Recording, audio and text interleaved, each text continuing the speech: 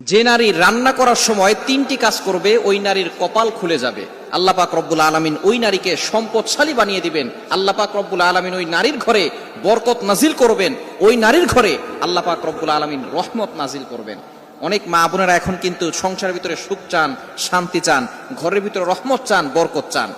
বিশেষ করে যে সমস্ত নারীরা সংসারে বরকত চান তারা কিন্তু অবশ্যই এই তিনটি কাজ করবেন। দেখবেন আপনার ঘরের ভিতরে শান্তি আসবে এবং আপনার রান্না সুস্বাদু হবে এবং আপনার রান্না যারা খাবে তারাই আপনার প্রশংসা করবে। আমরা অনেকেই কিন্তু নিজের প্রশংসা শুনতে চাই এবং অনেকেই আমরা ঘরের ভিতরে বরকত চাই, রহমত চাই। এজন্য আমরা এই তিনটি কাজ করব। নাম্বার ওয়ান, এক নাম্বার হচ্ছে আপনি যখনই রান্নাঘরে প্রবেশ করবেন তখন আপনি সালাম দিবেন। মনে রাখবেন রান্নাঘরে কিন্তু চুলা আছে। এই চুলা, গ্যাসের চুলা বলেন আর যেই চুলাই বলেন, এই চুলা থাকার কারণে যখন আপনি রাতের বেলা সেখানে থাকেন না, এখানে কিন্তু জিন জাতি থাকার সম্ভাবনা আছে। এই জন্য যখনই আপনি রান্নাঘরে ঢুকবেন তখনই সর্বপ্রথম এক নাম্বার কাজ করবেন, সালাম দিবেন, আসসালামু আলাইকুম ওয়া রাহমাতুল্লাহ।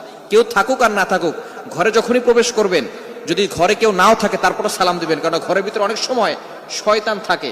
আপনার সালাম দেওয়ার কারণে সেই শয়তান সেখান থেকে বের হয়ে যাবে। শয়তান আপনার ঘরের ভিতরে আর বসবাস করতে পারবে না, সেখান থেকে শয়তান বের হয়ে যাবে।